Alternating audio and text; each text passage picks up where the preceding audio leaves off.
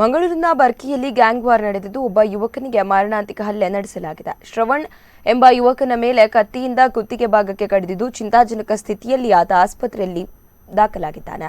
ರಾತ್ರಿ ಘಟನೆ ನಡೆದಿದ್ದು ಬೋಳೂರು ಮತ್ತು ಅಳಕೆ ಗ್ಯಾಂಗ್ ಸದಸ್ಯರ ನಡುವಿನ ಕಾಳಗದಲ್ಲಿ ತಲವಾರು ದಾಳಿ ನಡೆದಿದೆ. 1 ವರ್ಷದ ಹಿಂದೆ ಬೋಳೂರಲ್ಲಿ ಇಂದ್ರಜಿತ್ ಎಂಬ ಯುವಕನ ಕೊಲೆ ನಡೆದಿತ್ತು. ಬೋಳೂರಿನ ತಲವಾರ್ ಜಗ್ಗ ಮತ್ತು ಸಹಚರರು ಕೃತ್ಯ ಎಸಗಿದ್ದರು. ಇದರಲ್ಲಿ ಆರೋಪಿ ಸೋದರನಾಗಿರುವ ಅಂಕಿತ್ ಜೊತೆಗೆ ತಿರುಗಾಡುತ್ತಿದ್ದ ಶ್ರವಣ್ ಮೇಲೆ ಭಾನುವಾರ ರಾತ್ರಿ ಅಳಕೆ ಗ್ಯಾಂಗ್ ಸದಸ್ಯರು ಪ್ರತೀಕಾರ ತೀರಿಸಿಕೊಂಡಿದ್ದಾರೆ ಎನ್ನಲಾಗುತ್ತಿದೆ.